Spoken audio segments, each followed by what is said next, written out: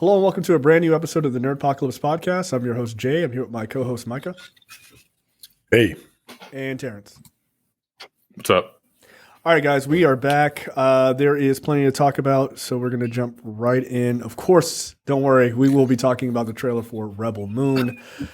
Oh, boy. All right, so let's get right into it. Checked out this week. The first two episodes of Ahsoka, the Ahsoka series, has dropped on Disney+.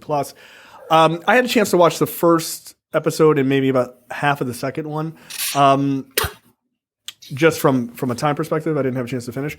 I thought it was pretty good so far. The acting leaves a little something to be desired, I find, in some parts. I feel like no one's talking with a level of urgency in certain scenes that's just really baffling to me. But overall, it looks and it's shot pretty cinematically, which I was surprised at. It shot more Andor style than I was expecting, but overall, I'm digging it. I thought it was pretty good so far. Micah, have you watched it? Yeah, I watched it, and I enjoyed it, but I think I enjoyed it because I watched all of Rebels and enjoyed that. Mm-hmm. I'm very curious to see if you still feel how you feel about this as we get further into it, because this feels like an epilogue to that series.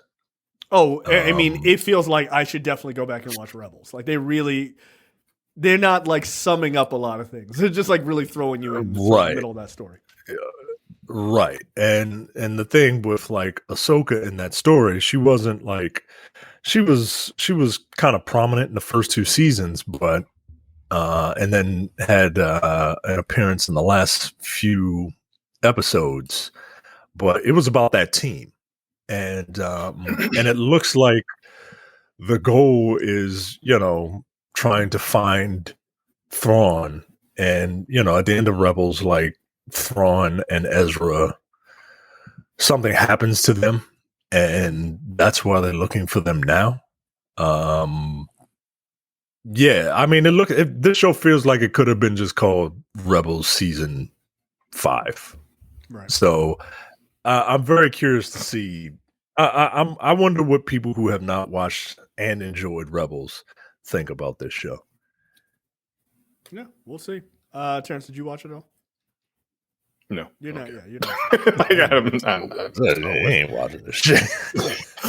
But yeah, like so far so good. I like the villains and everything else. But again, it does make you feel like, man, I should probably watch Rebels. Like, and it's something I started. And that's not a negative. I mean, and it is. I think it is a negative. If you feel like you have to go watch this, I feel that is a negative. You shouldn't. Stories should be able to stand on their own, and you should be able to. And the people that have read the previous, you shouldn't have to do homework to enjoy something, right? Like, no, I'm not having a problem enjoying it. I'm just saying it. Like, I'm positively saying it makes me want to go back and watch that show because I'm interested in the story. But yeah. I get your point. Okay. I understand your point. Yeah, a lot of people are like, well, you should have did this and you should have done that. Like, no, it doesn't. Didn't it doesn't tell work somebody like that a movie came to watch, Jay? Yeah, I went on a date. I went on a date with a woman, and she was like, "We should go watch Watchmen," and I was like, I had already seen it. And I was like, it's not an action movie, like, and it's 3 hours, and this is our first date, and that's fucking weird. And she was like, no, I really want to see it. And I'm like, have you ever read the book? And she was like, no. And I was like, you should probably read the book, like, because it's kind of you should probably read the book. And so we went and saw the movie, and we left the movie, and she said, I didn't really like that. And I looked at her, because I knew that we were never going to see each other again, and I said, quote, you should have read the damn book. And then I walked away. And then I walked around the corner, and I literally deleted her phone number out of my phone. Well, fuck you there, bitch. Yeah, it was the nerd version of that because I'm not a rude person. Like that's the rudest I've ever been on a date. Yeah, what the fuck? I mean, I would never say to a woman, "Fuck you, then, bitch." I would never say that, but I would definitely be like, "You should have read the damn book." And then like I was so furious. I spent 3 hours watching that movie. I'm like, I already saw it. It wasn't like an hour and 40 minutes. Should have read the damn book then, bitch. Like that's better. That's not rude. No, I didn't put the bitch in there, so technically it wasn't very rude. So being technically right is the best kind of right. Look, if she'd have read that book, she wouldn't have liked it, and two, she still wouldn't have liked the movie, right? Like maybe not. So I haven't read the book. I know about the book, and I like the movie. I like the movie too. Exactly, because you shouldn't have to go read the book in order to like the movie. Like that's what I'm saying. And even if she did, she don't seem like the type that get allegory.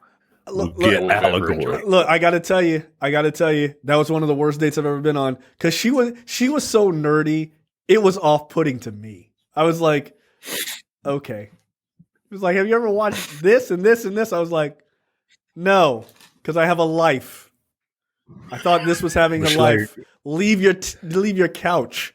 It's like, stop asking me about Doctor Who episodes. I don't watch this. Like I got annoyed. I was like, nah. And like, I don't know. She might be a fan of the show. She just don't even remember me. Like I remember you. You were terrible. You were a terrible dude. Terrible dude. Who's your favorite Doctor, Jay? Like I don't know. Dr. J? I don't know what the fuck. Doctor Strange. I don't watch British television. Knock it off. Phone booths chasing you through town. Knock it off. Look, I totally understand your point though, as far as should Ahsoka just be able to stand on its own and you just kind of watch it. I get it. I'm intrigued by it. I like these type of shows, right? So I'm more inclined to just take it as like, okay, I should probably watch that. That sounds like a really good idea. But yeah, I could see it being, I agree with you. I could definitely see it being a hurdle for some people. We'll see. I mean, people seem to be enjoying it so far. The reviews have been pretty positive. Yeah, we'll see. But I don't know if that's all from people who've watched Rebels and they're like, hell yeah, it's amazing. So how do you find the acting? Some of the acting like of the Rebels team, I'm like, this isn't very good. So I'm in a very unique position, whereas I just spent like hours of my life watching this show, and those actors in that show those are the characters to me.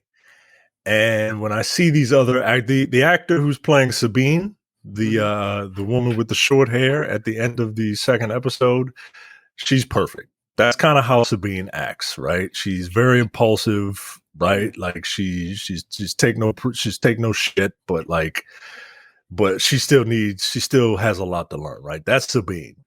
Mary Elizabeth Winstead leaves a little to be desired. I do not like her in that role at all. And I actually like her as an actress. I do not like her in this role at all. Yeah, I don't know if this is I don't know if it's working. She doesn't have the command that like Hera had, and yeah, I'm not really feeling it. And look, I know people are gonna be mad, but Rosario Dawson, who is a fine actor in her own right, sure does look like Ahsoka. That's about it. I mean, that's been a criticism that a lot of people had when she showed up in The Mandalorian. Is like that doesn't feel like the character to them. It doesn't feel like the character to me. It didn't feel like the character.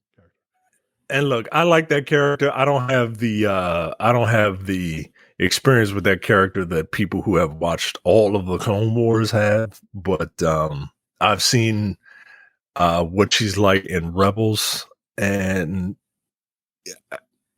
she sure does look like Ahsoka, doesn't she? Yeah, so we'll see. And I like Rosario Dawson. I actually think Rosario Dawson, aside from my lizard-brained, did fine though. Yeah, everybody should watch the movie Transparent. It's amazing. It's amazing.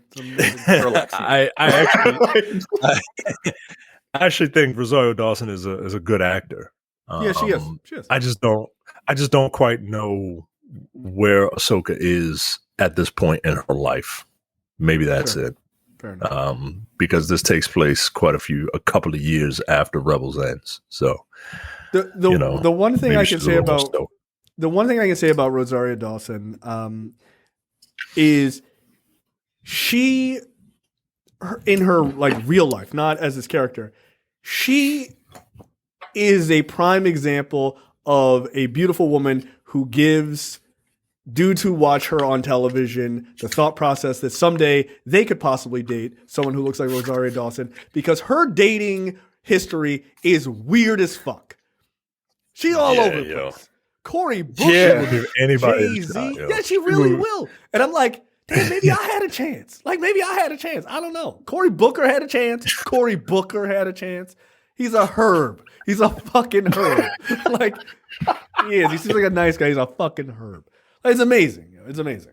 She seems like a lovely person. She really does. Yeah, like she does, actually. All right. Clearly looks aren't everything there. Maybe not. I'm not talking apparently about looks. not. I'm just saying, like, this is like a wide. No, with the person she was with before Cory Booker. What was his name? Was it Jay-Z? Wasn't he a director or something like that? Was that? It was a very odd-looking white man, is what I'll say. I can't remember who it was. Yeah, she's all over the map. He is a director, right? I can't remember who the fuck. Yeah, I thought he was. I thought he was a director.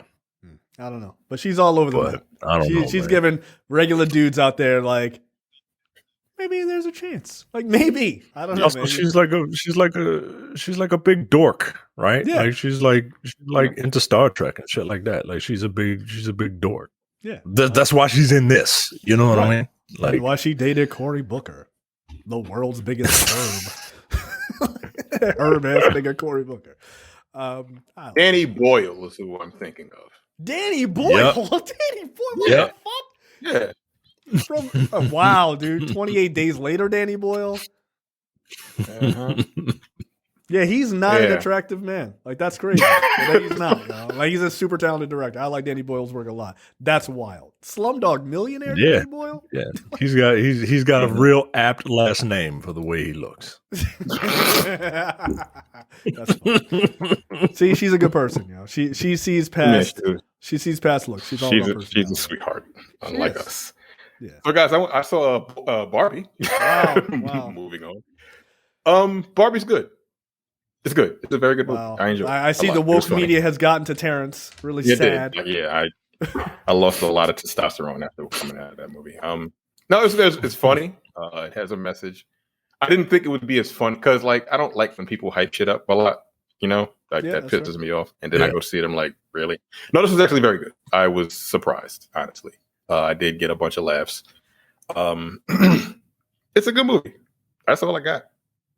Like, it's very good. Yeah, but you can see the appeal. I can see why I can see the appeal. I can see why I made $1 billion. Much like the Mario movie was very, like, super entertaining. Yeah. That's what this was, but it had a bigger message than the Mario movie had. Which had no message. It had no message at all. Yeah, buy fucking Mario merch. Yep, that's it. That was cool. Stomp on turtles. That was the message. Donkey Kong. Yeah, I mean it is really interesting because those two movies that made $1 billion are just like if there is a lesson to be learned here, if you want to make $1 billion at this point, just make a generally entertaining film. Like that's it. Like you can have a story, you can have like a deeper meaning if you want, but just a generally entertaining film. And people just want something they can just watch and just be like, hey man, that was just a really good time. Like it doesn't like before, but even before the pandemic, I'm sure people would go, well, that's what the Marvel movies were. But like those are very specific to like nerds, right? Like they just are. Yes, a lot of people like them, but it's like comic book movie type of shit, right? That there's a spectacle to that, but there is obviously spectacle to Barbie, but not in the same ways, right? Like Mario and Barbie are just generally entertaining movies that everybody, if you don't come in with some sort of like hang up about it, everyone can enjoy. Like when I saw Barbie, I talked about this before. like it would. Most of the people in the screener were couples. There was just as many men in there laughing as there were women. Like it was just pretty much like right down the middle. So it was hitting on everybody. So yeah, I don't. Movies don't make $1 billion without all genders going to see it. You know what I mean? Right. Like you're never gonna get, I don't know, Expendables 12 to make $1 billion. You're just not, because it doesn't appeal to enough people. I mean, it's also not very good, but that's also besides the point. But it like just generally entertaining is the is sort of the thing to gun for. And there's really no subtlety to that movie at all. There's no like the message hits you in the face with like a fucking sledgehammer. Like it kind of has to. Like so, if you didn't understand it, you're an idiot, like, right? Or you had an agenda going in. That's pretty much it. But yeah, did you find that it hated on men, or did you, or were you not? I mean, patriarchy. I mean, I enjoyed all the patriarchal things. They were funny. I mean, we need more of that in society. When Ken came back to Park, what did he call his fucking house?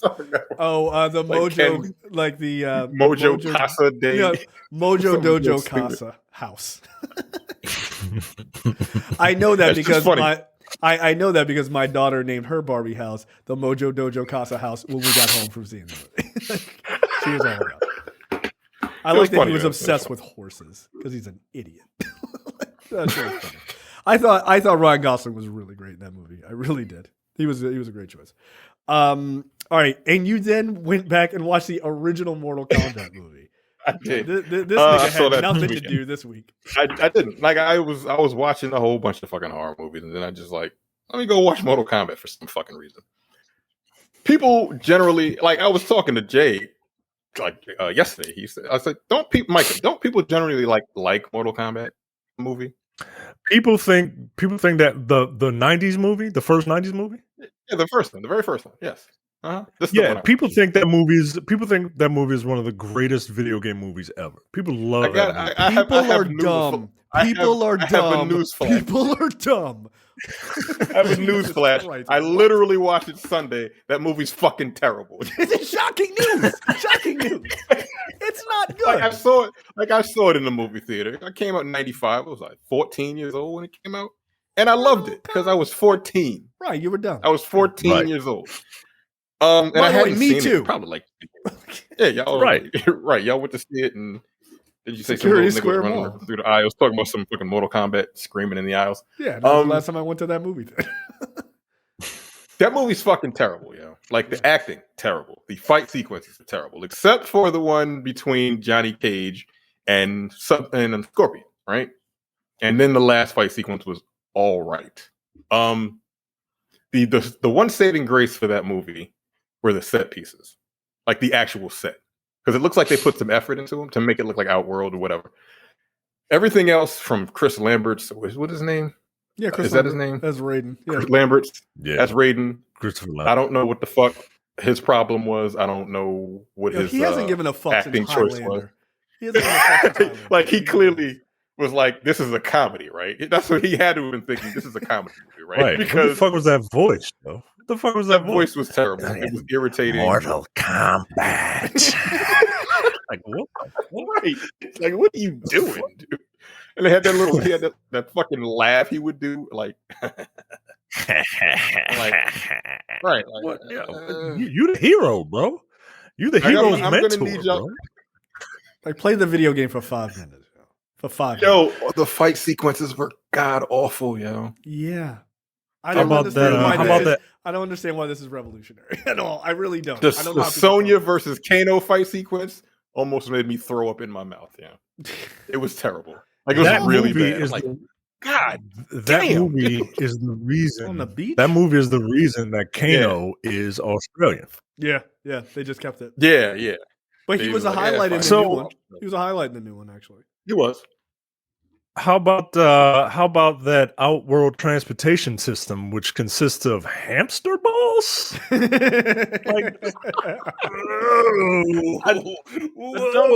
the atmosphere. Whoa.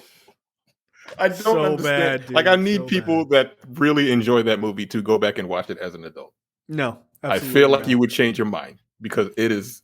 It's not good. I'm like, yikes. Also, like, I thought they'll it was say, well, it's better than Mortal Kombat Annihilation, right? Like that's the big thing, right? Well, no shit. Super Mario Brothers is better than Mortal Kombat Annihilation. You know? The old one. Yeah. It's like, so I don't want to hear it. No, Mortal Kombat Annihilation is quite literally one of the worst movies I've ever seen. Like, but and I mean, it like, literally is. Like of a movie that was meant for theaters and like big, but not like Birdemic. I'm not talking about like those. I'm not counting those. But like as a real, what was seen as a AAA type movie, or a AAA that movie's terrible. Effort. Like that's what they were shooting for. No, that movie is horrendous. It's one of the worst movies I've ever seen, like by far. You that's will die. Like, all right, cool, great delivery. The homework I need that I'm giving people that listen to this: rewatch Mortal Kombat and tell me that shit's good. Like, if you tell me that movie is good, I'm gonna look at you sideways. Because look, again, I hold Mortal Kombat Annihilation, obviously much lower, and Street Fighter in the exact same area. Street Fighter is a terrible movie, yo. It's a terrible movie, but it's. Do I enjoy the campiness of it? Absolutely. And I think people will probably argue, but Mortal Kombat was also campy. It's like it's extremely campy. But I don't think it was. I don't think it was trying to. I don't think it was. That's the problem. Well, the only person that's supposed to be cracking jokes is.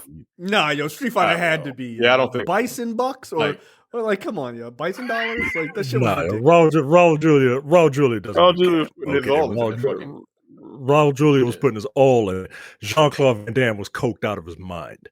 Okay. That is literally.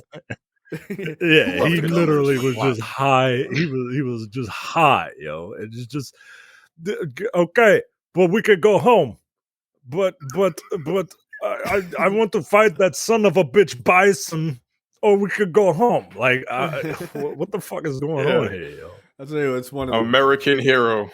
Jean-Claude Van Damme. Jean-Claude Van Damme, right? It's the most American character in the video game. Jean-Claude Van Damme. Wow. I wouldn't mind. I wasn't like Brian. No, it wasn't Brian Bosworth. I was trying to think who was playing Zangief. It was the dude from the program. I remember that. It was like the crazy white dude from the program. One of the funniest lines. Yeah, one of the funniest lines in that fucking movie. Like they're watching CCTV of the good guys invading the bad guys' encampment, and he's like, "Quick, change the channel." And everybody just looks at his ass like, what the fuck?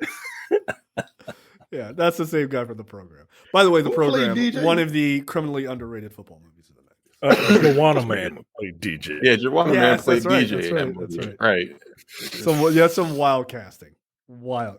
That movie is. Yeah, they're along the same lines of just like awfulness. Like, I'm gonna need people to not know. Yeah. Mortal Kombat fucking sucks. We've never had a good video game, fighting video game adapted into a movie. None, zero. I'm trying to think. Yeah, They tried Tekken. That was not very good either. Yeah, they tried Tekken. Didn't they do DOA as well?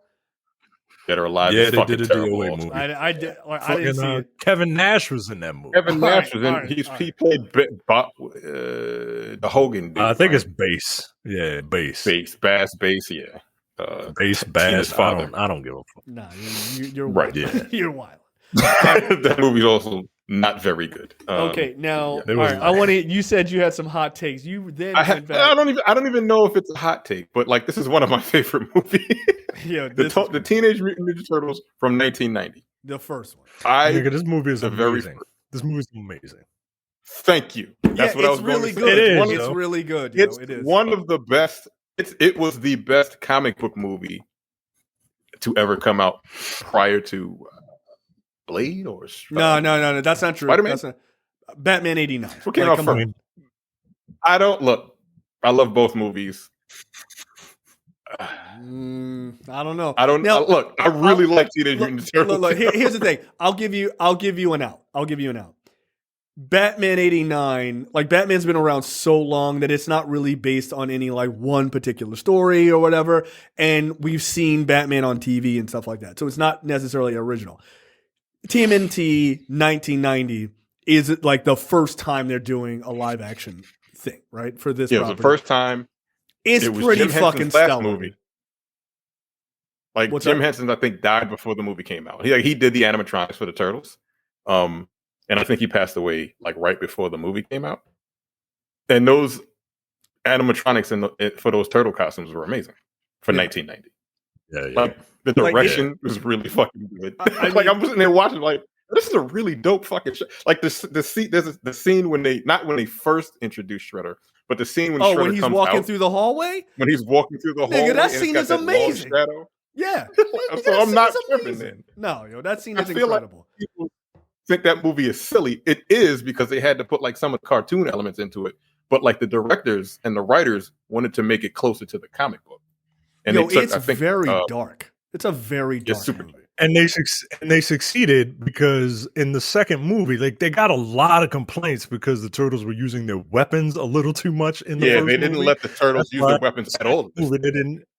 Right, they did. Michelangelo's Like- fucking beating people up with salami and shit. Right. I was like, I think something second and third more ones- accessible to children. Something more accessible to children. Fucking yo-yos and fucking sausage links and shit. toys and shit. Yeah, let's Give kids more weapons. Brilliant. But I think the reason why I liked the second one was because what's his name was in it? The little kid from Surf Ninjas. Oh, don't get me yeah. wrong. Don't get me wrong. Yeah. Don't get me wrong. I love that second one too. I them don't first Yeah, two really Secret of like the the Youth. second one. Yeah, hell yeah. Look, I I don't love like the those second first one as two much as the movies. first one. no, the second one's not as No. good as the first one. Look, let me tell you what's not great. No. Turtles in Time or whatever. That the third one is. can suck my dick. like that third one is one of Yo, the I worst. saw fucking- I hate saw movie. that movie I and saw it in the theater. yeah, so did I. And I was was like, mad. I fell asleep and then I woke up and it was still on. I'm like, yo, what the fuck? This nigga still in Japan? Like he's still there? Come on, yo, knock it off. Like That them shit niggas was came awful. back. The fucking animatronics were terrible. They had liver spots. I'm like, yo, what's happening right now? This is Yeah, it was really But, weird. It was really it was bad. But that first movie is really good, man. Like I don't know the last time either of you watched it, but it's a excellent movie. Yeah. It's been Like just I mean, in I'm watching general, it like this. now. Again, like the cinematography is good. Like, granted, it's super dark, but there's a bunch of shots, like the shot when Splinter is talking to Raphael when he comes home from losing his side. He gets beat up by Casey Jones. He tells him to sit down. He gives him the speech. There's a fucking shot where it like wraps around the both of them, and like Raphael's looking sad and shit. I'm like, yo, this is cinema. Like, it's really funny. It's really funny, man. I was like, wow, because I've seen it countless times, but like I was watching it, like actually sitting down and watching the movie after like reviewing movies and shit like that, and just watching the shots and like the story, like that whole section when they're in the at the farm when they beat the shit out of Raphael, and they're all like, he's waiting for him to wake up, and they're all doing their own thing. There's a couple things that I learned in that sequence. Michelangelo was supposed to lose his shit, right? Because they lost Splinter, they lost Master Splinter, and his fucking brother is fucked up, and he's waiting for him to get up. That's from in the that comics, sequence. by the He way. was That's right. He's supposed in the very beginning of the movie. Donatello asked him, "Is like, do you ever think what we do if we lost Splinter?" And he never answers the question. When he's waiting for the pizza, Yeah. he's just kind of like, fuck off. In like the original edit, which they cut like a whole 10 minutes out. He was supposed to become like the Raphael part, Interesting. which they cut Yeah. out because they said it was too dark.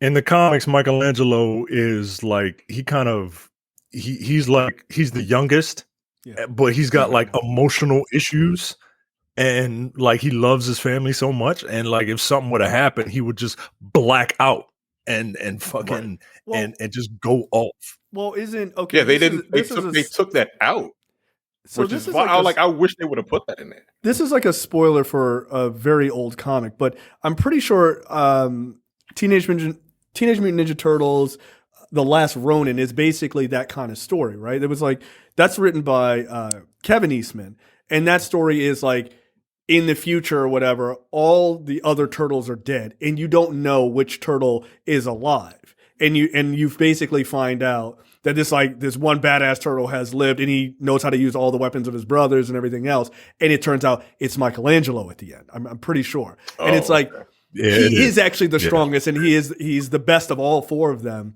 And he was the youngest and the least serious, but he had to grow up through watching all of his brothers die over the years. Like, it's kind of an interesting story. By the way, that, if you want to adapt that as like Elseworld animated story, that's what you should fucking do to get people to like get drawn into this universe, because that's a fucking dope story.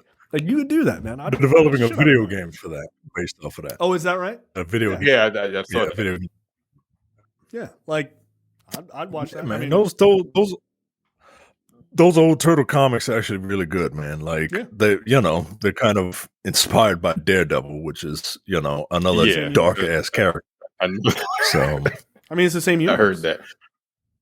Like apparently the same ooze that they get poured on them as turtles is the same one that blinded him. Oh, it blinded him. Okay. Yeah, like it happened. Like they were just in the sewer, like when it happened, right? So it's a feed off of that, which is kind of an interesting little a little side thing. Nick, I might have to watch that movie again, because I'm watching the clip of the turtles fighting Shredder, yo. Yo, that scene is dope, yo. That scene is dope. It is. It's dope. That's one of my favorite fucking movies. I'm telling you. Every time it's on, sometimes I'll just be watching it like halfway in the background, but I never turn it off. And like I said, and watching the entire thing, and I'm like, yo, this movie is crazy good. It got a whole bunch of backlash, but it's great, man. I mean, look at this derelict Casey Jones backing up this fucking garbage truck, knowing he's getting ready to murder a guy. They killed him, yeah. Yeah, they straight killed him, yeah. That shit was wild. Yeah. They killed that nigga. I was like, wow, that's fucked up. As a 9-year-old in the movie theater, I was like, okay. I mean, Leonardo, they killed him in the comic, yo. They killed him in like his first appearance or some shit. Like Leonardo drove his fucking katana through his gut, yo. Like those early comics weren't fucking around, man. Yeah. By the way, this Casey Jones is far better than your boy. He's going to be a detective someday. Right. Like that movie's great. Like I thought I was tripping because a lot of people say you're not. It's just a good movie. It is a good movie. I got this scene that you guys were talking about, the Turtles versus Shredder at the end. Yo, the way this shit is shot is incredible. Like it really is. Like I'm saying, like there's a lot of really good cinematography in this fucking. There's a lot of single shots when they're just having conversations with each other. It's fucking weird that this dude, whoever the director's name was, he wasn't fucking around. No, and it was a bunch of dudes in turtle suits, but they made you believe that these motherfuckers were real. And then the Master Splinter animatronics couldn't move a lot, which is why he was just standing there at the end. He just had him sitting in one spot, like, all right, Shredder, flip you off the fucking, flip you over the roof because I literally can't move. So. Right. There you go. He gave him the old whoops. Like, all right. Gotcha. And it's funny because he's giving him a speech and Shredder's like, fuck you.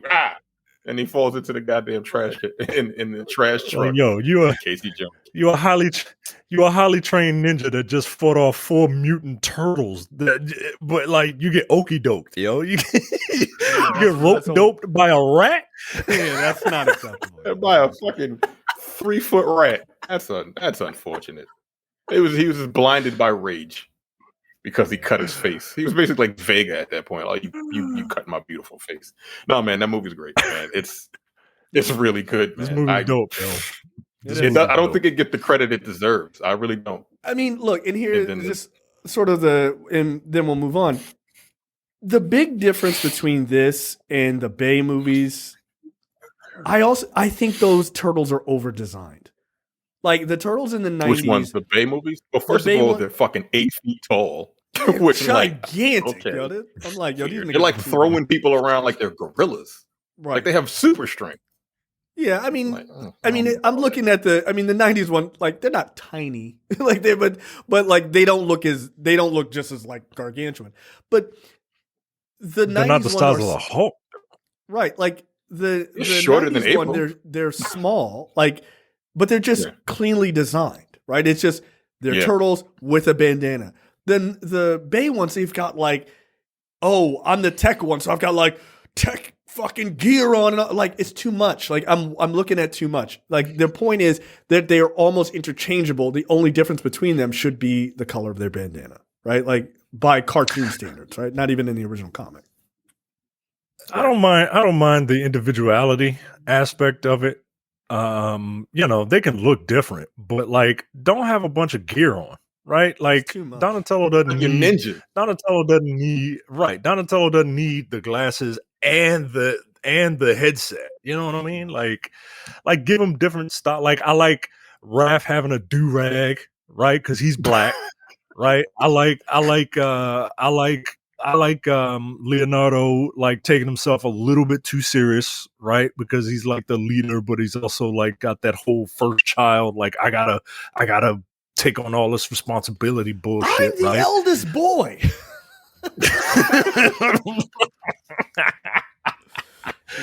I like Michelangelo like wearing stuff that's like a little more hip, you know what I mean? Because he's the youngest.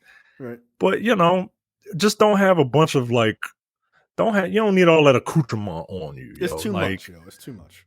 It's a little too much. They're literally over designed. Nigga, you about to make me go back and watch this movie, yo. Yeah, watch it. I'm telling you, you're like watching it now. When was the last time you've seen it? Remember the last time you actually watched the movie? 10 or 15 years ago. Decades, man. Yeah. Decades. Yeah, man. I watch it again. Right, Beginning to end. I want to see that. I want to see that new good. movie. Yeah, I hear the new one. Yeah, me too. I heard it's very good. I'm gonna see anything with Ninja Turtles on it, yo. Like most kids were like Transformers kids or G.I. Joe kids. I was a Ninja Turtle kid, yo. Like I just bought these fucking Ninja Turtles over here, yo, cause I'm a fucking dork, right? Because I'm a fucking loser. Yeah. I'll get anything with Ninja Turtles on it. Yeah, I've always been a fan. Yeah, that movie's fucking awesome, man. I like. Yeah, it's criminally underrated.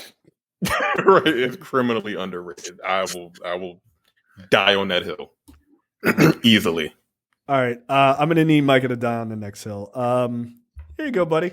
All right, Micah can I open this story? You may go ahead. Can I open it now?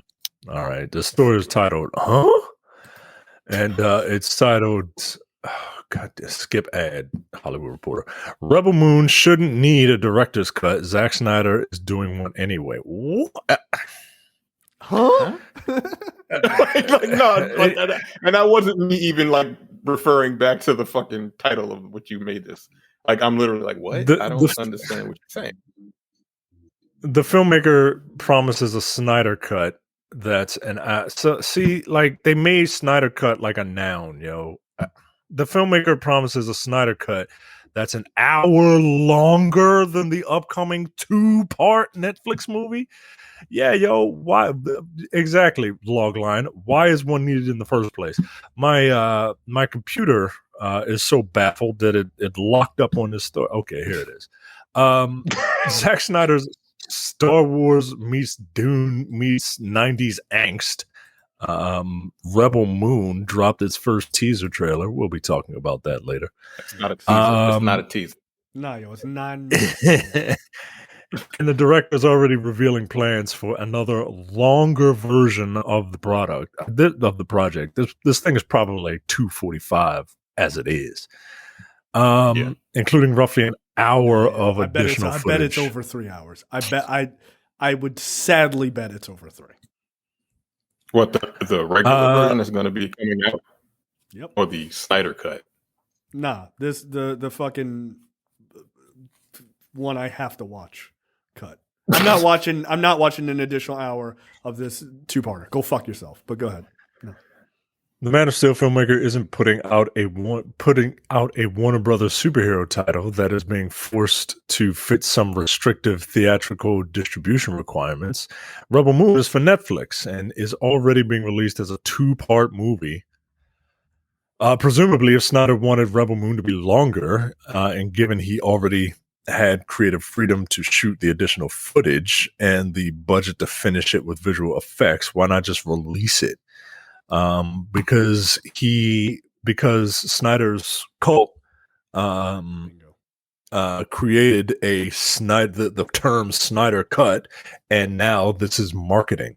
He's using it as branding.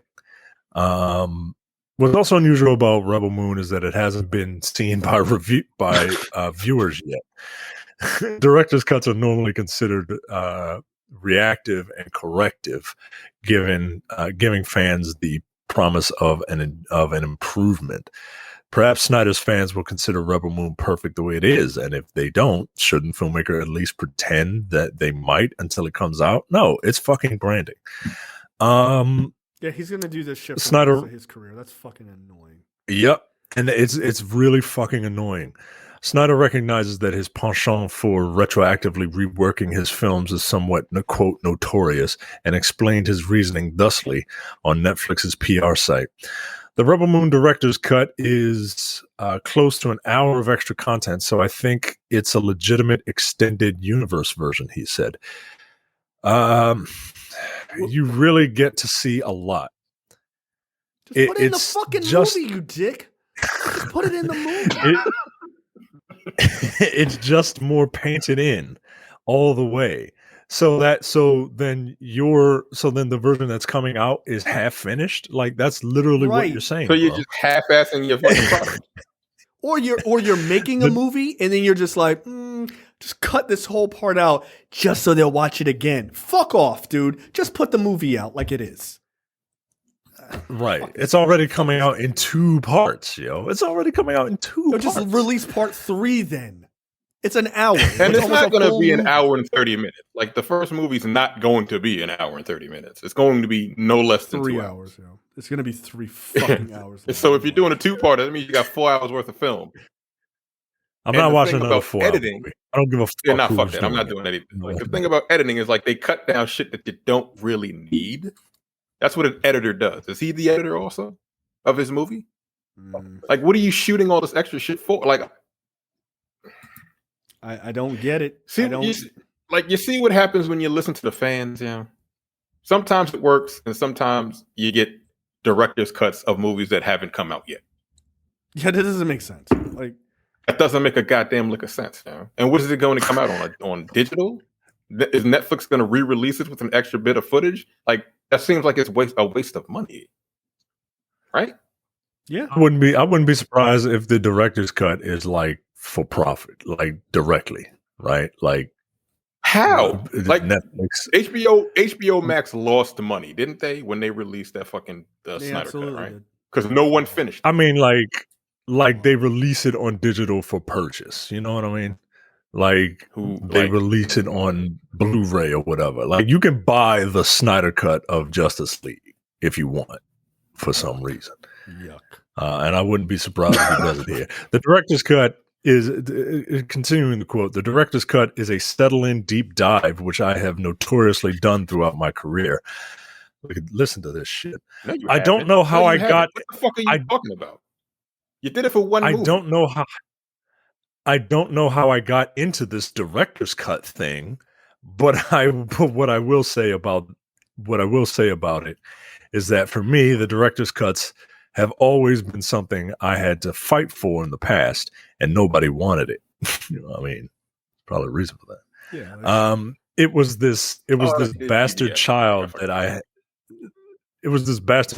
was always trying to put together because they felt like there was a deeper version. And with Netflix, we shot scenes just for the director's cut. So in a way, it's really a revelation because it doesn't make sense. Because it gives that second kick.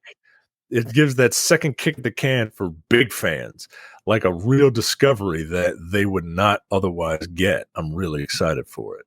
You can't shoot exclusive content for a director's cut. Like you shoot the movie and then you cut it down and then you release it and then people are like, oh wow, that was kind of dope. And then I had some extra footage that like was cut for time, and then you just put that back in. You don't shoot exclusive content for the director's cut. Would you like to hear Martin Scorsese explain what a director's cut? Would you like to hear Martin Scorsese explain what a director's cut is? I would love to hear a real director's thought on this. Yeah. Yeah, I would like to see in a 2019 Entertainment Weekly interview, when asked if he'd ever do a director's cut of one of his movies, quote, no, no, no, no, no. The director's cut is a film that's released.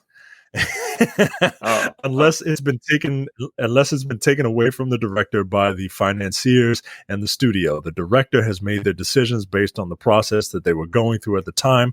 There could be money issues. There could be somebody that dies while making the picture. The studio changes heads and the next person hates it. Sometimes a director says, I wish I could go back and put it all together. All these things happen, but I do think once the die is cast, you have to go with it and say, that's the movie I made under those circumstances. End quote. Yeah, you don't shoot exclusive content for the director's cut. That doesn't make any sense. Like, I hate to say this, but I think he is keenly. I don't hate to say this. Who gives a fuck? Like, I think he is keenly aware that a lot of his fans at this point are in a fucking cult, and they will do whatever. They will follow whatever he says. Like, and so he's just like, oh yeah, exclusive stuff for the director's cut. You fucking suckers. I'll see you on Wednesday. And they're like, can I just lap it up? Thanks. The God King's back. Like, that's all they're doing. That's all he's doing. He's just treating them like they're a bunch of fucking morons. I mean, like, what the fuck, how do you film something that doesn't make it? Why would you say that? So you're saying that you're giving us less on purpose. Right. So you film something with actors, and they're like, okay, so this is going to be going into an exclusive cut of the movie? As the actor, I'd be like, the fuck are you talking about? What?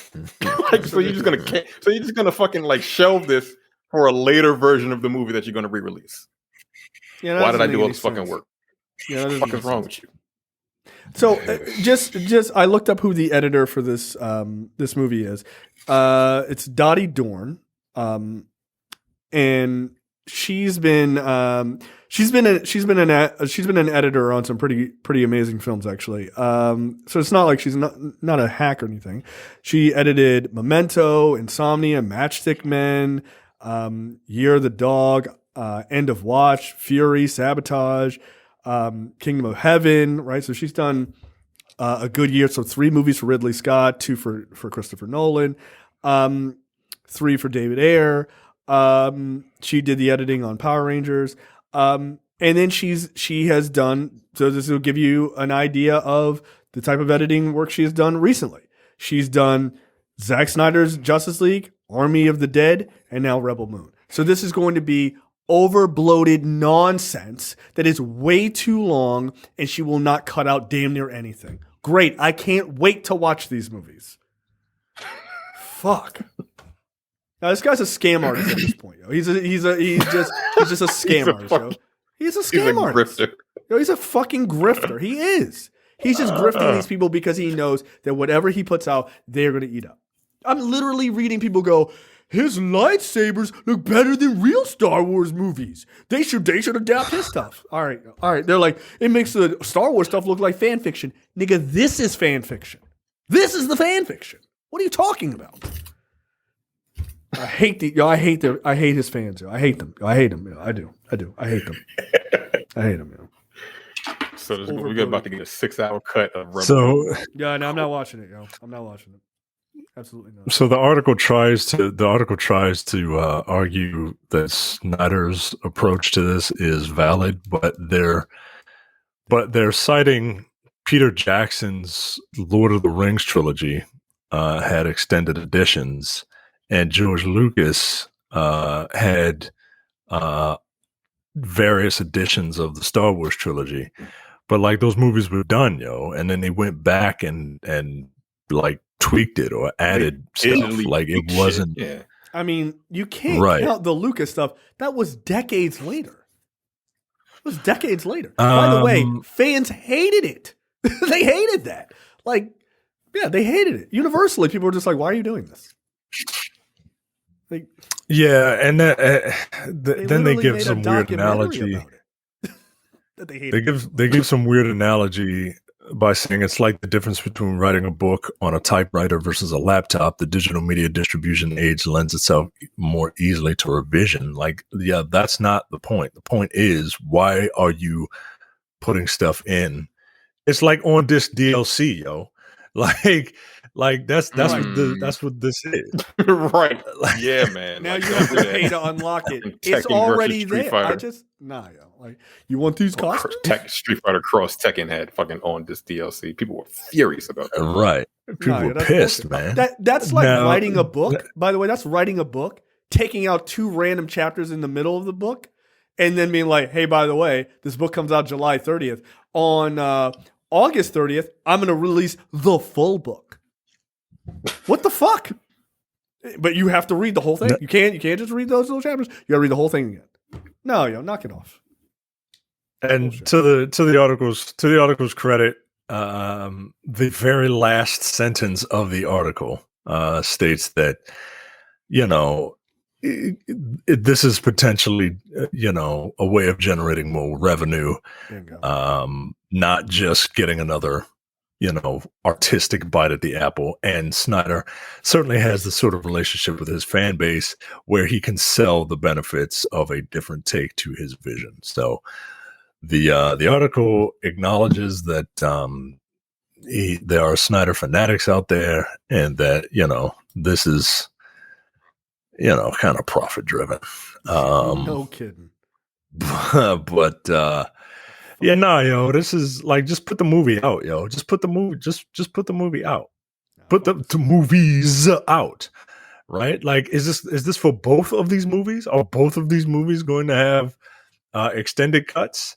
Like, you're going to release this part 1, and you're going to release part 2, and you're going to release part 1 extended, and then you're going to release part 2 extended, and then are you going to release the part 1 and 2 combined, and then are you going to release the extended part 1 and extended part 2 combined in black and white? Is that what we're doing? Right? Isn't that?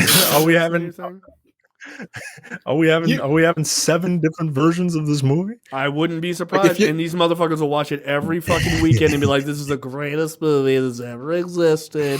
I fucking love it." He's the new Martin Scorsese. Like, bitch, I'm still alive. If you're gonna have like 6 hours worth of movie, just make it a 6-part series, and put each episode out every week. Don't do it. Don't put it out as a movie dump. Put it out as 6 parts, so you get more fucking eyes on it. And here's the thing: I wouldn't even be mad at that. I'd probably be more inclined to watch it than this fucking rigmarole bullshit. Like, this is nonsense. I don't like this. I don't like him. I don't like his fans. Well, I don't have a problem with him, but like, he's grifting them at this point. His fans have like lost their ruined minds. a part of. This is insane. This is insane. No. So I was about to say I'm going to give this movie a chance, but then I remembered something that I wanted to bring up to you guys about a movie that I saw recently. And I said to myself, I'm going to give this movie a chance, and I'm going to be open-minded. And after I saw this movie, I came to the conclusion that having a closed mind is the way to go. Keep your mind closed. Keep all of your preconceived notions are always right, and don't give anything a chance. Because I watched Heart of Stone. I forgot all about that shit. God, exactly. Exactly. I tried. God, I saw it. We both saw it, and I was fucking singing Teenage Mutant Ninja Turtles praises right after. We both saw it. We both talked about the fact that we saw it. Yeah, yesterday. We both talked about the fact that we both talked about the fact that we saw it yesterday, and that we couldn't wait to talk about it with each other on this show, and we fucking forgot about it. That is my review of Heart of Stone. That movie is. I forgot all about that shit. God damn. That movie is fucking boring. And look, somebody in our Facebook group said it. Gal Gadot is not the problem with the movie. She is a problem with the movie. But that movie is so boring and so generic and so made by committee. And it like, this is an AI movie. This is something that an AI movie would generate and shoot and act and distribute. Like, this movie is an algorithm movie. It is a Netflix movie in the worst possible way. And I can't do it. I can't do it. I don't think I'm gonna watch. Like, all Netflix movies are like the same to me now. And like, if I know I'm gonna go in and get something fucking ridiculous, like if I'm in the mood for something ridiculous, like Six Underground, like that was a fun time while it lasted. I'm never going back to it again, right? Yeah, no, like, never. Make Seven Underground and I'll watch that, but that's it. Like Red Notice and Heart of Stone, those movies are interchangeable. Let's get let's get the highest paid actor, the third highest paid actress, and one of the funniest dudes in Hollywood, and put them in a rote action movie with twists and turns that you see a mile away, and it just is not. I was guess the ending of that movie 10 minutes into it. Like, I don't even know if you were paying attention. I was so disappointed. I saw the twist coming in that movie, but I didn't see it coming the way it came. I was like, wow, that was fucked up. But yeah, was I supposed to feel for these characters? I don't even know their fucking names. I don't know. Like, you can't start a movie that isn't a franchise with a 15-minute action sequence. I don't know who these niggas are. I don't know them. I don't know if I'm going to give a fuck about them to make it through the action sequence. They're going to make it through because we have 2 hours left of the movie. So, like, there's no stakes. Nigga, I don't give a fuck. The two people, spoiler alert, the 2 people that died in the middle, their characteristics are has a cat and is Asian. Like, that's it, yo. Like, I'm not gonna like. Oh, is it the woman in the beginning of the movie? She died, where she was like, she gets shot in the fucking head. Oh, good. Yeah, they both get shot in the head. Spoiler alert. Who cares? Yeah, and then they took all the stunts from like fucking Mission Impossible. Like, she's running from an explosion on a dirigible at one point. I was like, yeah, that's not how a dirigible works, yo. If we blew it up, it would just blow up all at once. It doesn't blow up in sections. It doesn't. Like, have you not seen the Hindenburg? Like, that thing got caught on fire, and it just was like blew up in flames. Like, she was able to run away from an explosion and then jump onto a heli. I was like, you know what? On a helicopter? She ran off a dirigible that was exploding in sections, jumped off of it, and like, was that the part where she was like skydiving with no parachute and the other person had a parachute and she was knocked out, so she had to try and grab him, but the parachute had a hole blown in it, and that's too much. It's the most unexciting action I've ever seen in my entire fucking life. Yeah, it's so not boring, man. That movie was fucking boring, dude. Haters. Good God. I don't get it. I finished it again, and I was like, well, I just wasted 2 hours of my life. Because it was a waste of fucking time. You said you made it 15 minutes. I literally watched 8 minutes of it, and she hacked the guy's phone in the beginning. Spoiler alert. And I was like, I don't care. Like, I just didn't. Right. I don't give a fuck. So you didn't even see when she turned into Terminator and can see like lines going through the fucking like the you didn't see the fact that she got heart of stone. The heart is an AI. It's an artificial intelligence, because like that's all the rage now, right? Yeah, it's the one that wrote the movie. And yeah, pretty much. She works for an organization that's kind of like Shield, but their gimmick is playing cards. and they have this AI that's so good it can predict essentially the future.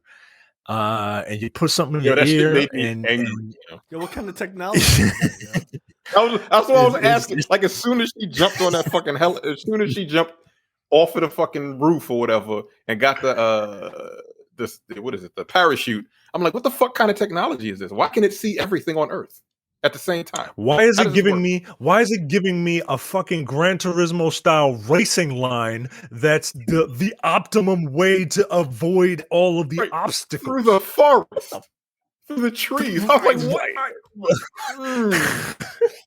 And then you got the dude like fucking moving things in the fucking. I hated it. I hate that. I was like, yo, this technology is ridiculous. This technology is It's not insane, good. and it's really making me mad that it can fucking foresee the future. It's like, yeah, if you jump off a cliff, you got like a 30% chance of survival. How? How do you know that? How do you know? How do you know that? It sounds like the movie. Fuck off. It sounds like the movie forgot who they were, which is a good. Which is yeah, you see what I did there. Yeah, So bad. look, I don't. No, like I got 8 minutes in, and I was just like, I would rather sit in my office and put sound blankets up in complete silence than to watch this movie. Like I was completely bored, and it didn't. Like I've seen enough movies. I've reviewed enough movies.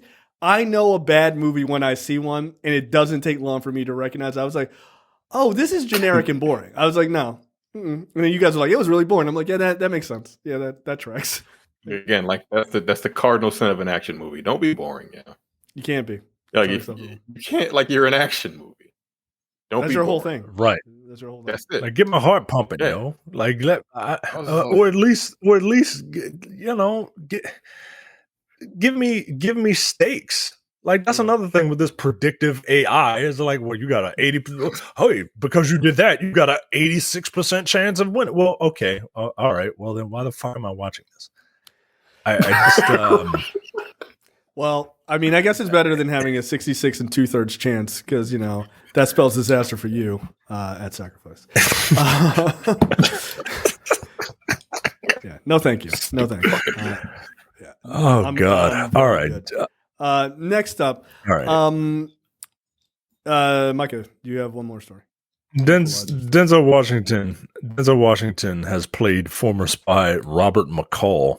Is that his name? Yeah. I love in the those movies. Equalizer There's in the violent as Equalizer fuck. Part 2. He will reprise his role in the franchise in the upcoming Equalizer 3. In an interview with NME, the Equalizer director Antoine Fuqua revealed he is considering deploying AI technology to de-age Washington for a potential origin story. You sure about that? Yeah. I don't know about all this. Especially now with the new technology and the AI and all of that kind of stuff. Is there a story to be told about how McCall became this person, the younger version? I've had that conversation with Richard Wenk, the Equalizer series screenwriter, quite a bit. The concept hasn't been put to Washington just yet. Quote, it's all so fresh and new. I'm still watching the technology. I've watched Harrison Ford's film, Indiana Jones and the Dial of Destiny, and I know there's other movies coming out, and I'm hearing that the technology is getting better and better and better. So I'm kind of watching to see where it goes. Look, it can be done. But to quote Dr. Ian Malcolm, you were too concerned with whether or not you could. You didn't stop to think if you should. Right. Just cast a new actor. Like, just cast a new actor. like, have you guys watched the movies? Have you guys seen? I've watched the first one. Equalizer? Yeah, I've seen the first one. I've seen the first one. Yeah, the first one was dope. I enjoyed it. Yeah. Like Antoine Fuqua makes like man movies. He makes dick flicks, right? Like he makes movies about fucking men killing and shit. Like I like that shit. Yeah, I just never never got these around to movies are seeing this. Yeah, that's I like like I both had. of them. I have not. I don't have any issues with that first movie to not watch the second one. I just hadn't watched it. I did see just the clip of him wearing that Muslim costume, and I was like, "This seems ridiculous. Like, it looks ridiculous." No, It looks he was ridiculous. he was in costume. Right? Yeah, no, I know, I get that. I know, I got the sequence. I was like, I understand he's in a disguise. He just looked insane. Like he just looked. It was funny. All right, that's the very beginning of the movie, by the way. Okay. No, I love these movies, man. I'm gonna go see the third one when it comes out. Yeah, He's gonna murder a bunch of people in like ridiculous ways, and it's Denzel Washington. Right, he beat the brakes off of those Just niggas cast with a new a actor, hammer in the first movie. Just cast a new actor. Yeah, Cast his I son. feel, Nah, don't cast. Cast John Nah, I don't David want that. Washington. No, Yeah, I need them to cast John Boyega. Fuck that. that's not bad. That's I not could- bad. Yeah, I like that. John actually. I like that. David, like John Boyega looks more like Denzel Washington than John David Washington. Does. Sometimes he Yeah, does. he does. Yeah, John David Washington sounds looks like his mother, you know. Yeah, but he just Yeah, sounds like his father. Like that. That's Right. the part that have him do the VO for it. Like that's how you make it happen. Yeah, I don't know that this is a great idea. I'm very interested to see what Denzel thinks of de-aging. I don't think he would be for it. He doesn't seem like the type. I was gonna say I feel like that guy respects like the aging process. He's not a guy who's like got work done to like just try to stay young. Like he's just like, these are the roles I've played when I was young. These are the roles I play as I'm older. Like he's not trying to still be doing shit like he was 20 years old anymore. And he's not. I don't think the never guy done played. He's not even a sequel guy. No, This is the first time he's ever done sequels. Yeah. Yeah. Which says a lot, I So, guess, no. how much he enjoys playing this character. No, he seems like he's having a blast playing this character. Like, that's why I love this movie, because he seems like he's having fun murdering a bunch of people. Yeah, I mean, but what was it? Man on Fire was sort of his first foray into this type of character, and that movie was fucking. it's the same great. character, man. It is. It's the same fucking. Like, Again, like Denzel Washington pretty much plays himself in everything that he's done in the last like 20 years. So I it's still, fun, and I enjoy it. I still think, what's the movie he did with John Lithgow? It's basically a Batman Joker story. Can't remember the name of it. That's a Denzel Washington movie when he was young. That's like criminally underrated. I can't remember the name of it. But yeah, it's I don't know. I don't. Like I don't see him doing that. Ricochet was the name. No. Ricochet. If Okay. you've never seen that, this is from 1991. That's a great fucking movie. All right, next up, the DC slate that never was. This is an interesting thread where this person went and broke down all of the movies that were supposed to happen under DC. That are, I mean, basically we have one more DC EU movie that's supposed to be coming out, Aquaman.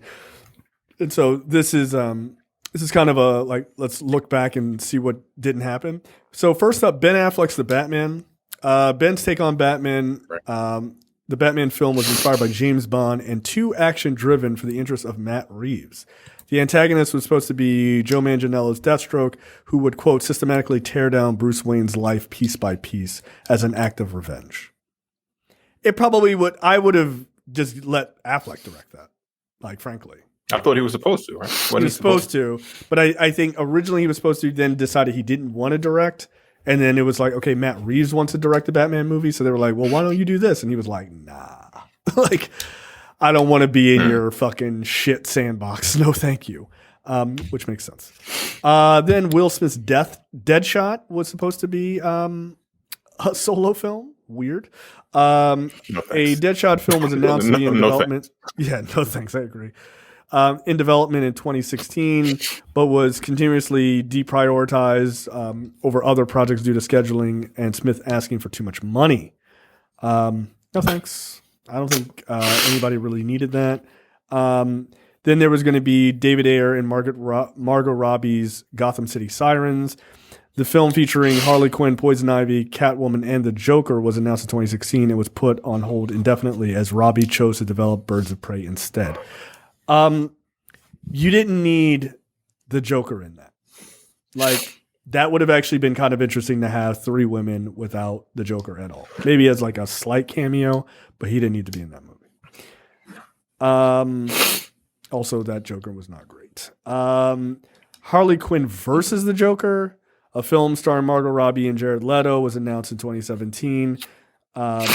The script had been submitted to WB and was set to film after Birds of Prey, but was canceled. No. Again, no thanks. What? Yeah, you're leaning. They were just throwing anything at the goddamn wall. What the fuck? I mean that's kind of what I'm getting from this. James Wan's The Trench, 2019, the Aquaman spinoff titled The Trench was produced by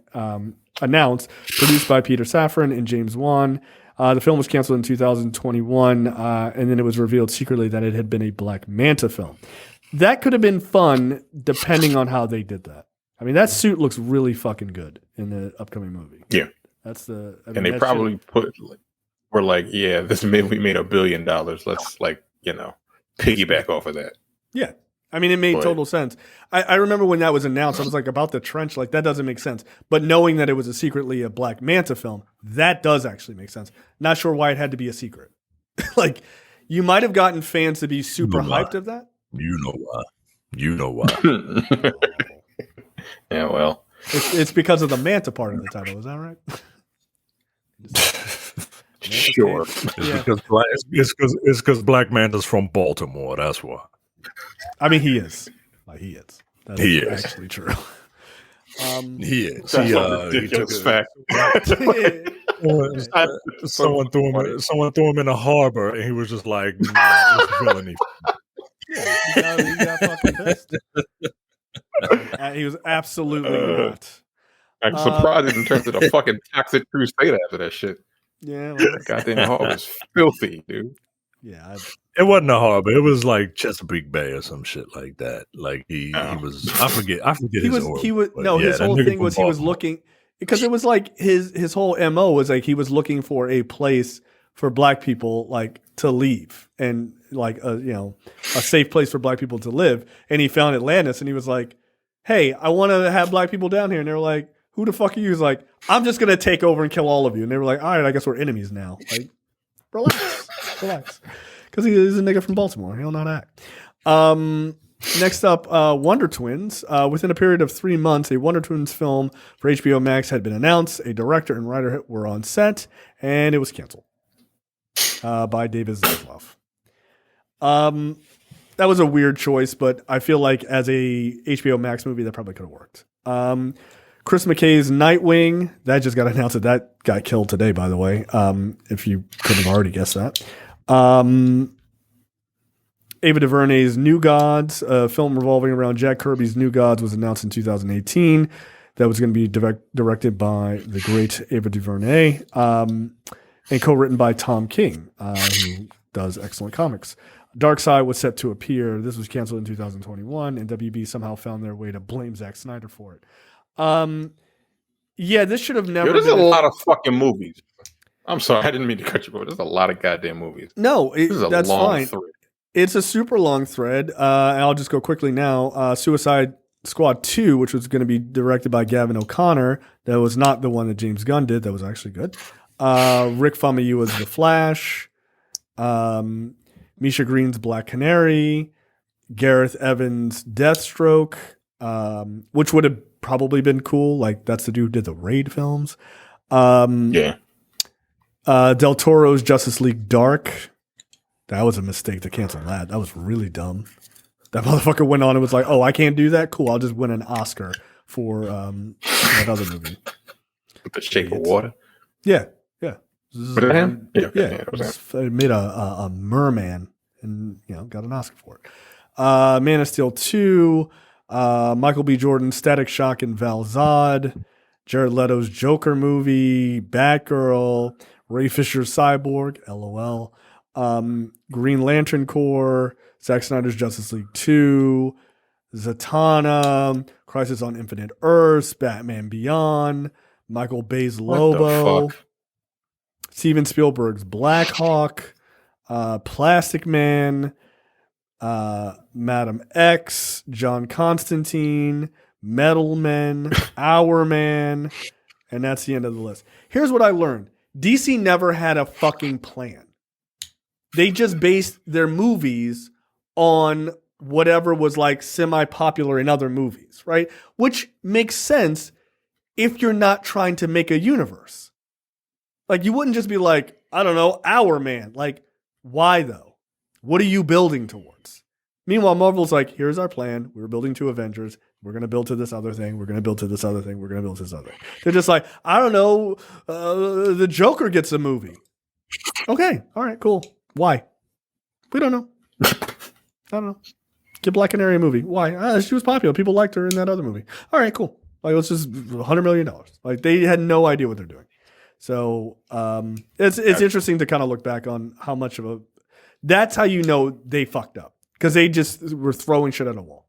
Meanwhile, Zack Snyder is making like the darkest movies you can think of. It was ridiculous. Next up, studios offer to writers may lead to an AI created scripts that are copyrightable. So apparently, the studio's offer was like, "Hey, man, you can't copyright articles written by or movies and scripts that are written by AI." And so the studio's like, "Whoa, wait, what? What do you mean you can't copyright it? Because like we typed it in ChatGPT. Shouldn't we be able to do that?" So because there is no law saying that it's copyrightable, they offered that the writers could rewrite shit that ChatGPT comes up with and then get paid for it. They were like, no, fuck you.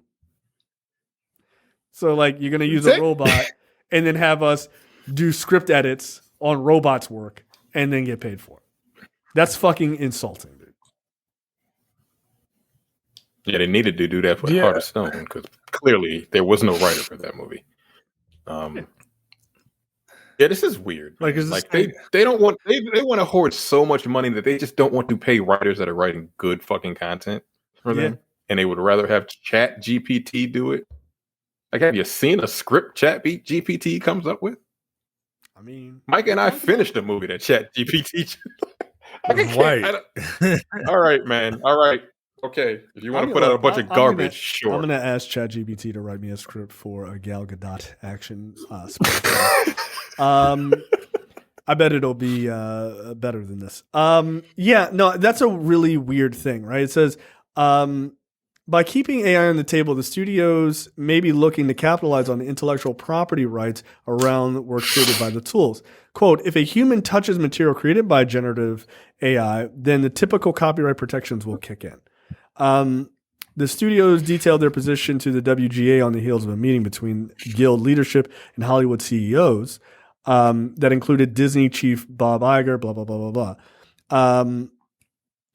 Yeah, so, quote, a writer will not be disadvantaged if any part of the script is based on GAI-produced material, so that the writer's compensation credit and separated rights will not be affected. But you're just basically, at that point, you're not having them generate any original content. You're just hiring editors at that point. That's not what a writer you're hiring people to touch it up. Yeah, you're giving them punch-up money. How much do they get paid for punching the script up outside of just writing a full script? Is there a pay discrepancy between those two things? Because I would be like, fuck off. No, you're not going to pay me less. Right. Like, what?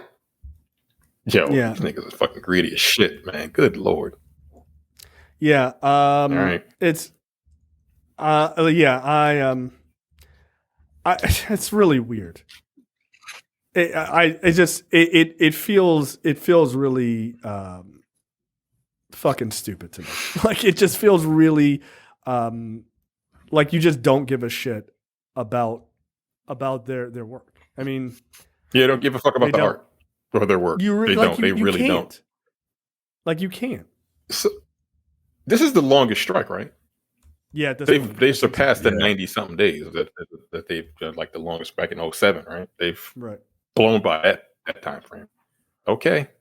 Yeah. Again, like, they have a bunch of shit in the tuck, but like, what's going to happen if the shit continues and you don't have any extras? You don't have stuff that you already have in the can to release. Because that's when it's going to start getting. What are we going to get? Right. What are we going to get? Heart of Stone 2. Keep fucking around. Heart of Stone 2. Right. It's just gonna be keep lit. fucking around. Yeah, you get people that like have scripts, but like, are they going to be good scripts? And how much are you paying it? I mean, but here's the thing, though, right? Like Heart of Stone. When I looked at it on Netflix. It was like Netflix was touting it as like the number 1 or number 2 watched thing on Netflix, and like, Well, that always happens. like Yeah, it could be these garbage. movies- It doesn't matter. but that's what I'm saying. Like, studios, if I were to think like an executive, they think that people are dumb and will watch whatever you put in front of them because Gal Gadot's on it. So it doesn't. You're right. They don't care about the art, but like the average person don't care about the art either. You know what I mean? Yeah. Like, and then never. So I don't know what the solution is anymore, other than like, yo, maybe you should pay people what they're worth. And look, maybe they're not worth what they say they are worth, but like maybe pay them a little more. Like, negotiate. like I don't know, man. I don't know. I'm just kind of sick of this shit at this point. I'm really Yeah, interested. this is weird. I'm interested to see like where's the line, right? Like when does shit start getting really like dicey for them, right? I don't know. Hey, what's I don't know. For studios, Yeah. I think they're playing hardball. I think they're gonna ride this shit out as long as they can. And I think they're going to when shareholders start getting, antsy, that's when. But if they can convince shareholders to just kind of hold off, I don't see this thing ending anytime soon. Now, look, I'm wrong about everything. And now that I put that out in the world, It's getting so hopefully tomorrow we'll hear something about like, well, hey, they're talking now. But no, I think because it has gone on this long, I think they're going to ride out this year. And I think they're gonna hit. If this lasts until like January or February, then I think they'll be in trouble, right? Because the studios are going to release all the stuff that was supposed to be released, like now, that's getting pushed back. They're pushing things back to give them some breathing room. And I think the breathing room will start to kind of creep up on them around January or February. But I also think that the studios are like, hey, if we hold out, through the Christmas season, these uppity ass, the uppity proletariat, well, maybe they'll get desperate. Look, man, that's a dangerous game, Like it really is. It's a dangerous game. What is the character's name? Rachel Stone from Heart of Stone. Okay, I'm gonna read you. Yeah, sure. I guess. I don't remember. Okay, so I asked ChatGPT to write me a idea for a movie starring a beautiful female lead action spy thriller that happens on the international stage. So here you go. Let's call this one Heart of Stone: Silhouette Shadows. That's the title they gave it. In the dazzling world of high fashion, elite models, and multi-million-dollar deals, what was her name? Rachel Stone, right? Yeah, Rachel Stone? Yeah. Sure. Rachel Stone, a top fashion icon, hides a deadly secret. She's also a covert international spy. When encrypted data capable of it... That's Heart of Stone. Okay. Yeah, here we go. That's literally Heart of Stone. When encrypted data capable of exposing a powerful syndicate's illicit activities is hidden within a couture dress, it's up to Rachel to intercept the garment before it reaches the wrong hands. Juggling her life under the flash of paparazzi cameras and in the shadows of espionage, she embarks on a high-octane chase across the globe's fashion capitals, from the elegant boulevards of Paris to the bustling streets of Tokyo. Silhouette Shadows is a tantalizing blend of glamour, romance, and pulse-pounding action, revealing that sometimes the most dangerous secrets are hidden in plain sight. Coming to Netflix this fall. Yeah, ChatGPT could totally write bullshit movies like Heart of Stone. 100%. Yeah. I mean, half of that shit That's going to come out Heart next of year. Stone. It is. It is. She wasn't a model. She was just an international spy that could see the future for some reason. Wow. Sound like La Femme Nikita? Like, what the fuck? No, yo, don't do that. All right. Don't do that. La Femme Nikita is a really good movie, and that's like a decent series. But that's don't do that. Don't do that. That was a good ass movie. Like don't ever compare Rachel Hart or Rachel Stone to La Femme Nikita. Knock it off. So that's what the CEOs want. Just ChatGPT to come up with a bullshit fucking premise like that and for someone to direct it and not pay them any money. Pay them punch-up fees. Cool. Yeah, that's fucked up.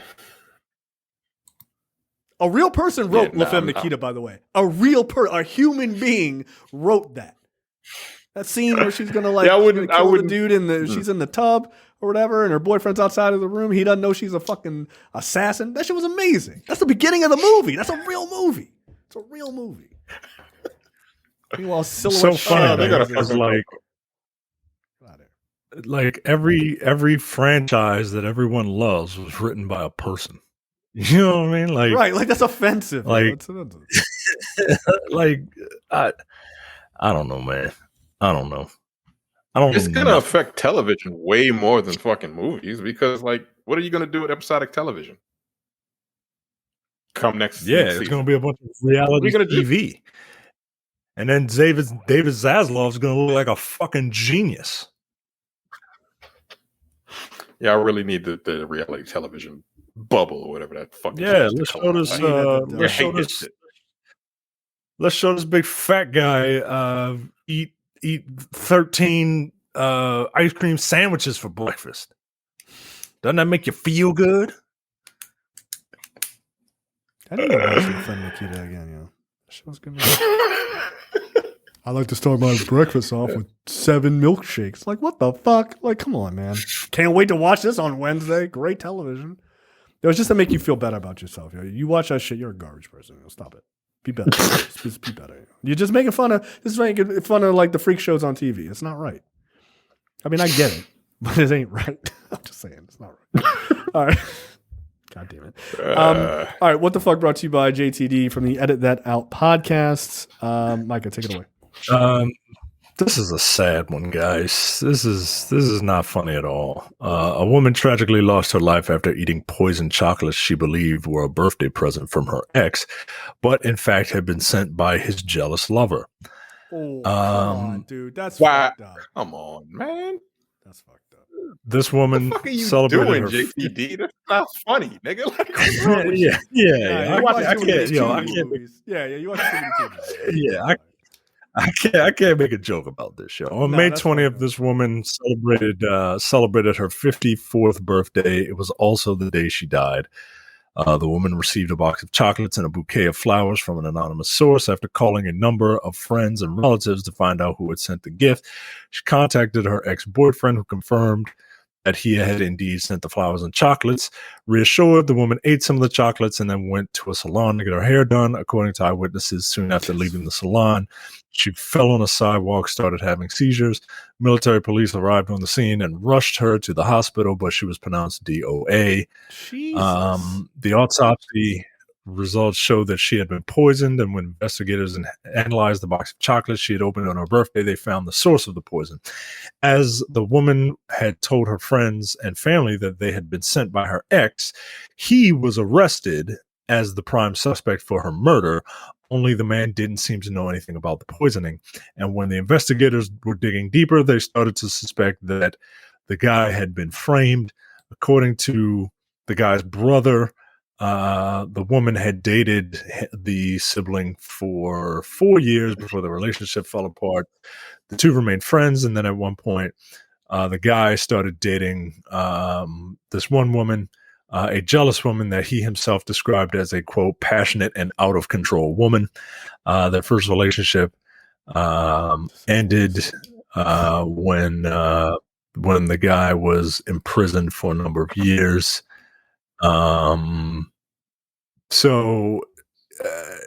Apparently the psycho woman saw some texts between the boyfriend and the victim, and knowing about their past, the woman allegedly contacted the victim, sending her hateful messages and death threats. During an ongoing investigation, police learned that the Psycho tried to find out the victim's address. Basically, the woman, I think, texted the boyfriend, and the Psycho was like, "Yeah, I sent them to you," posing as the boyfriend. Where did this awful tragedy take place? This is some Floridian nonsense. China. Much like where racing is family, this happens in Brazil. Jeez. Okay. That's about the only joke I could get out of this sad story. Yeah, that's a sad story. Come on, yo, knock it off. Fucking terrible. This is fucking terrible. Look, give me some poop ice cream any day of the week. I don't want to hear about a woman dying on her birthday. All right, cool. I'm gonna go ahead and put that out. No problem. You got it. All right, Terrence, you're up. Yeah, JTD, what the hell's wrong with you, man? Kind of sad. Yeah, what's going on, dog? You all right? Yeah, edit. We might have to edit that out. How about that? Some fucking therapy, nigga. God damn. That'd have been a perfect segue. Doctors find whole octopus stuck in man's esophagus. Doctors here were shocked to discover an octopus lodged in a man's esophagus while performing a gastrointestinal examination to see what was causing him to vomit. The unknown man first realized something was wrong when he started vomiting following a meal that happened to include a raw octopus. That's your first mistake. Don't do that. When he realized that he also had trouble swallowing, the man panicked and quickly decided to pay a visit to this hospital emergency room. Doctors there quickly conducted a CT scan, which revealed a super dense mass in the man's esophagus. But they couldn't be sure what it was without attempting an invasive procedure called esophagogastroduodenoscopy. That's all one word. Cool. It's like 40 letters. Which involves inserting a small flexible tube with a camera at its end down the person's throat. That's how they discovered that the man had a whole octopus stuck in his throat, and there are pictures of it, and good God, that is fucking disgusting. Take a guess where it is. Thank you. This feels like China. Japan. This feels like Japan to me. Singapore. Okay. Singapore. Okay. All right. These pictures are really gross. It's a whole octopus stuck in this nigga's throat. Like, for real. A whole octopus. Oh, god damn. Oh. That's crazy. What, did you just swallow the bitch whole? Like, why would you do that? I couldn't tell if that was That's what you do? Yeah, they just remember Old Boy, right? Like he just fucking swallowed. He didn't swallow it whole. Yeah, he did. He chewed it. Oh, that's right. He did chew it. He ate it. He didn't just put it in his mouth and just swallow it. Like this nigga looked like he just took it and just swallowed the whole thing. Why would you do I that? couldn't tell at first if that was the underside of the octopus or the man's teeth. Like, this is a close up. It is disgusting. Yeah. Yeah. I'm good. Nah, bro, you got it. Next up, How was he able to breathe? It was stuck in his esophagus. I would flip out. Okay. I'd flip out. I'd try to cut my mouth off. Like, no, absolutely not. No. Yeah. If I can't breathe, I'm gonna have a fucking panic attack. Like I'm not gonna have the wherewithal to go to a hospital. I would just jump out of a window. Like, I would freak out. Japanese man. Oh well. All right, there you go. Japan. Yeah, very good. Japanese man eats deadly jellyfish, lives to tell the tale. A Japanese YouTuber recently sparked controversy by posting a video of himself cooking and eating a broth made of dozens of Man-O-War jellyfish for his 1 million subscribers. I'm gonna need these YouTubers to knock it off, yo. Like these niggas are doing anything for money. I'm gonna need some of these YouTubers. I'm gonna need some of these YouTubers to die. Yeah, to get knocked off. Right. Yeah. Like, because that's the only way people are gonna stop, right? Like, is to die. Or don't. Like don't stop. Well, either way, you're stopping. Yeah. Either way, you're stopping. Just keep going, dum-dums. Look, I don't give a fuck about clout at all. And I certainly can't imagine being like, I'm going to eat this weird thing that might kill me for 1 million subscribers. No, because you dead. Like, it don't matter. Popular Japanese YouTuber Homo Sapi, crazy person, has been criticized as irresponsible for trivializing the cooking and consumption of one of the most dangerous marine organisms in the world. The Portuguese man-o-war, commonly referred to as a jellyfish, the man-o-war is actually a marine hydrozoan, an organism made up of smaller units called zooids, which are genetically identical but perform different functions. It has been known to deliver a painful sting powerful enough to kill many animals and occasionally even humans. It's one of the last things you want to come close to, let alone eat. But hey, anything for views, right? Yeah, so this dude like cooked up some broth with these motherfuckers in it. Absolutely not. He didn't die, so good for him, I guess. Bad for society. Yeah, no. I'm not doing that. I'm not eating anything that could possibly kill me for clout. No. How this dude lived, but the goddamn woman in my story died? Like, what the fuck? Right, this guy is supposed to die. Like, he's supposed to die. Dumb Right. YouTuber does something dumb, dies. Great. Next story. Who cares? No, I don't like this type of shit, man. Like, no, we got to stop this. This is crazy. In Homo, I advise his viewers not to emulate his stunt. Okay, of course. He had a health professional supervising him the entire time. As a health supervisor, a health professional, you should probably lose your job. Yeah, Because you should have told him, don't fucking do this dumb shit. Yeah. That's what you should have said, but okay. First you sat there and watched him do it. Cool. Well, let's see if he'll go into anaphylactic shock. No? Oh, too bad. Yeah, that's dumb. Good Lord, man. Yeah, please stop doing that, people. Just please stop doing that. And certainly don't copy what he did. All right. I don't care about this other trailer. I put up this one, Retribution. Let's get to the business. It looks bad. It looks very bad. I saw the all Spanish version today. I was like, okay, yeah, I don't even need to see it in English to know I don't want to see it.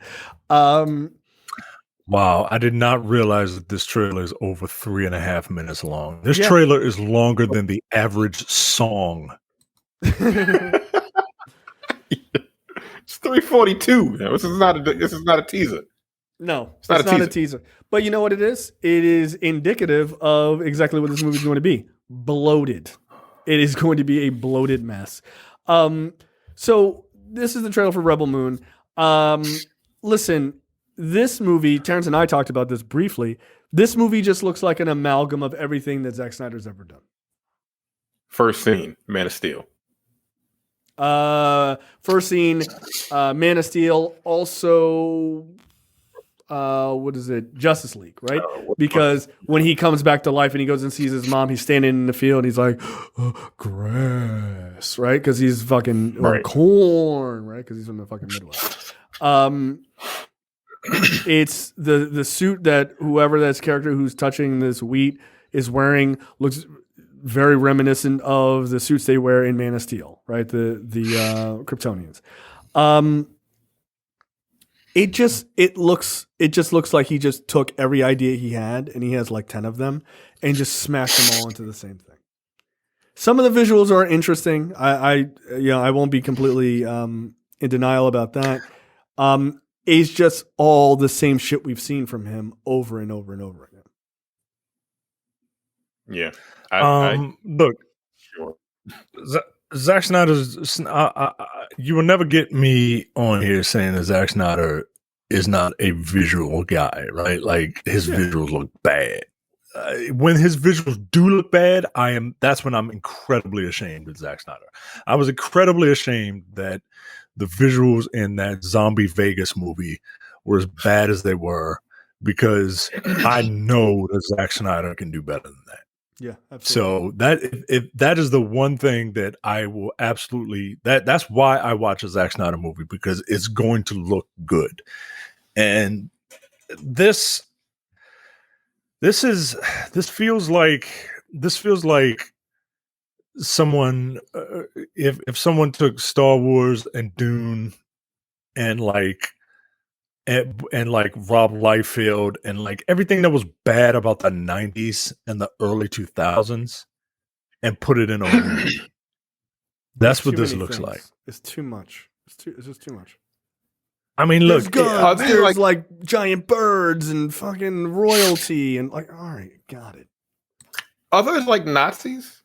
Like literal Nazis? Yeah, the space Nazis, just like the Empire and Star Yeah, the Empire was supposed to be Nazis, but they didn't like hit you on the head with it. Like these niggas are literally wearing like Nazi costumes in this movie. Yeah. Okay. I mean, it kind of hit you over the head with it. Like they were called stormtroopers. You know? Yeah, but like it wasn't obvious to the average person. At least the outfits look different, you know. Look, like they're literally wearing. They weren't iron crosses, yo. Like they're literally wearing iron crosses. Okay, all right, Zach. Jesus Christ, dude. I mean, he's as subtle as a bat to the head. Look, man. I will watch this movie. I will watch part one. I'm gonna watch it. I'll watch part one. If it is under 240. If it's over 240. So you're not gonna watch it then. If it's under 240. If it's under 240, I'll watch it. But I don't know if I don't know if I'll be able to stomach anything over 240. Yeah, I'm desperately trying to find out what the runtime for this is. Like I'm desperately trying to find out because I cannot imagine this movie is under 3 hours. There's 160. Okay. So part 1 and part 2 have $166 million budget combined. Okay. What's the director's cut? What's that cost? Is that on top of that? Terrence, what are your thoughts? So I'm sorry, Mike. Go ahead. Yeah, you go ahead, Mike. I don't really have a lot. Just the description of the movie, because I didn't know what the movie was about. When a peaceful colony on the edge of the galaxy finds itself threatened by the armies of a tyrannical ruling force, Korra, a mysterious stranger living among the villagers, becomes their best hope for survival.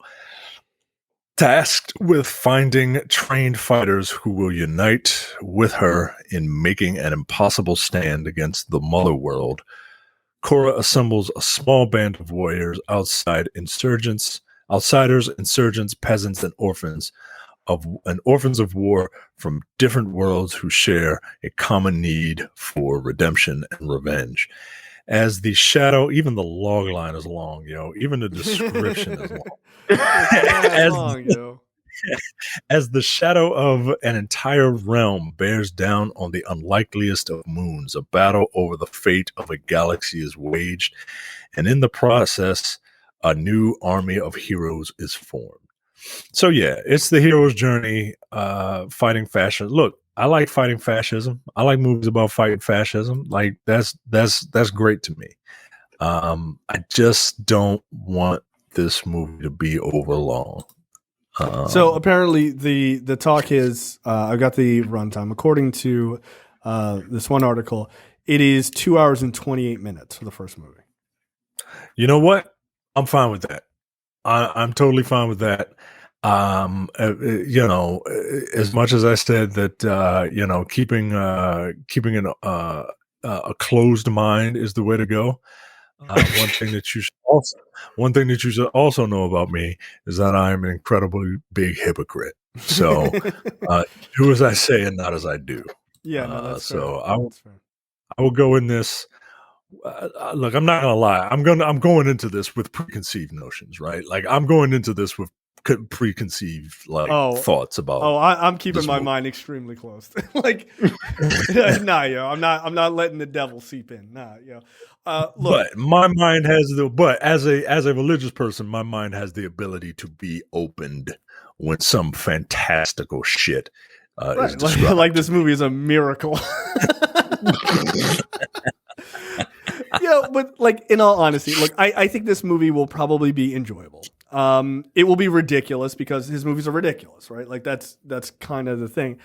I just don't want it to take itself overly serious. And honestly, I'm actually even okay if the movie takes itself seriously.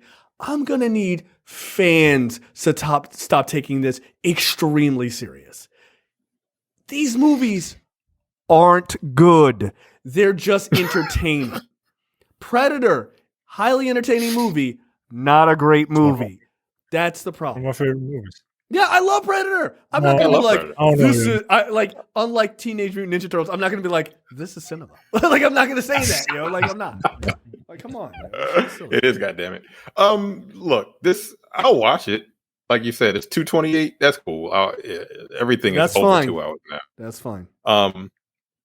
But I feel like I'm just gonna be like, I've seen all this before because it's Zack Snyder. Like, it's gonna look good. Of course, it's going to look good. Of course, it's gonna look good because that's what he does. He does movies that look very good. I mean, I don't know what the story's gonna be. Like, you read the story. I like dozed off halfway through the synopsis because it's very long. Sure, I guess bring on part 1. Whatever, man. There's so many movies. I think it's the fans that are going to piss me off more than than the movie itself. Yeah, that's not like you said. Like, it's going to irritate me. Yeah, people were just like, "Nah, this is Star Wars should try to emulate this." Now I'm like, "Yo, this originally was a fan fiction film for Star Wars. Like, he wanted to." Didn't he want to do a Star Wars movie? Yeah, and they were like, "We've seen your previous work. Absolutely not." And you're a crazy person. Yeah, and he was like, fine, I'll do it. He pulled a Thanos and he was like, fine, I'll do it myself, which is fine. There's nothing wrong with that. I don't even have a problem with that. But like, look, man, I need people to relax. And be like, this is going to be the greatest sci-fi movie ever. The lightsabers look awesome because they've got a tracking thing. Yeah, he did something different.